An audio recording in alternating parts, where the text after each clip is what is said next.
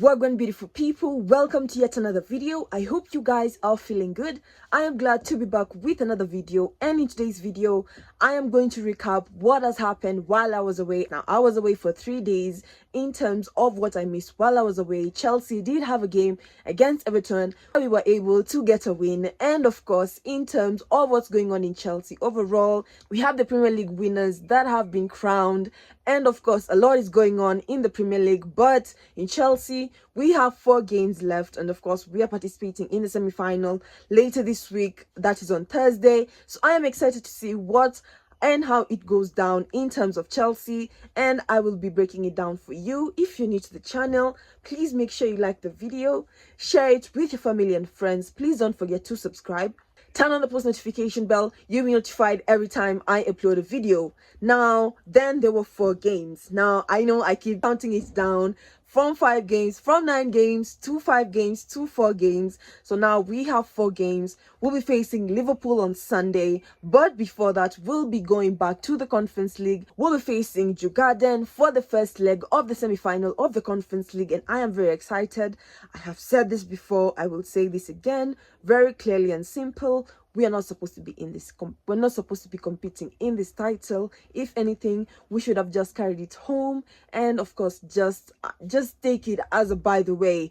We're not supposed to be, this is the type of competition we should be participating in.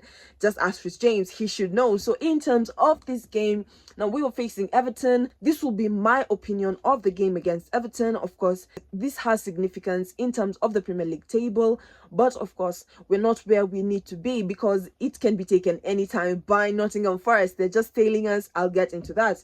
So now we got a win against Everton, and we were able to go home with a 1-0 win very comfortably. We were able to get it in the first half, so I would not say we struggled in the game. I would have been able to have more goals in the game. We were able to carry this 1 goal home, and I will take it. I mean, in terms of Chelsea these days, I do not expect a high goal count, and if you're able to win the game by a clean sheet, even better. And this is how the game went. So in terms of the starting 11, a 4-2-3-1 formation with Sanchez in goal. Sanchez did a pretty good job in terms of the goalkeeping. Now he really stepped up and made sure that we had a clean sheet throughout this game. He was man of the match for this game. Moreover, so in terms of the back four, we had Chalobah, we had Colwill, we had Romelu Lavia, we had Marco Kurella. Then the midfielders, we had Mose Caicedo, then we had Enzo Fernandez. Then in terms of the forwards, we had Pedro Neto, Cole Palmer, we had Noni Madueke. Then up front we had Jackson. Now in terms of the first half, this was where the magic happened. Of course, this was where after so many attempts, after so many failed attempts in the final third, where we struggled the most. This has been our issue the most this season, and I will keep repeating it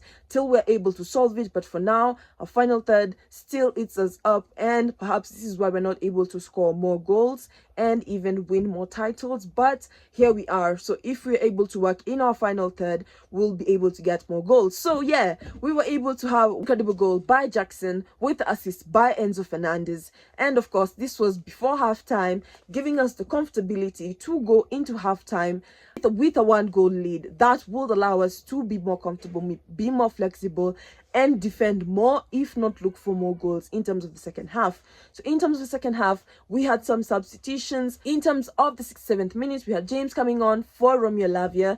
In terms of the 78th minute, we had Sancho coming in for Madueke. Then in terms of the extra time, we had Tariq George coming in for Jackson, and we had Drewsbury Hall coming in for Palmer. That is in terms of the substitutions. But overall, this game, what I can get from it, my opinions of it, we would have done better in terms of having more goal difference is coming in handy in terms of the top 5, the top 4 position.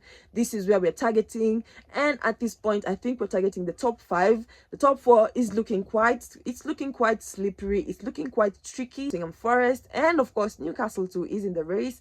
Aston Villa too, we can count them too. So in terms of this game, it gave us the lead. Of course we are currently 5th, but we're currently 5th. We have played 34 games and we have 60 points. But in terms of Nottingham Forest, they are currently 6th with 33 games and they have 60 points. So if Nottingham Forest are able to get a win in their next game, they are going to go above us. Clear and simple, plain and simple. We'll be going to 6th position will be going to the 6th position, and perhaps it's not going to be the best outcome for what Maresca is perhaps looking out for. He's targeting the top 4, so the top 6 is not looking quite good for him, so he needs to really tally up in terms of this next games. We have 4 games whereby we'll be facing Liverpool on Sunday, then of course midweek we'll be having the Conference League first leg and second leg on the 1st of May and 8th of May respectively. We'll be facing Newcastle United, we'll be facing Manchester United, then finally we'll be facing Nottingham Forest. So these 2 teams, Nottingham Forest and Newcastle, these games are very important, and of course the Man U game, we can't look away from that. I mean, in terms of the next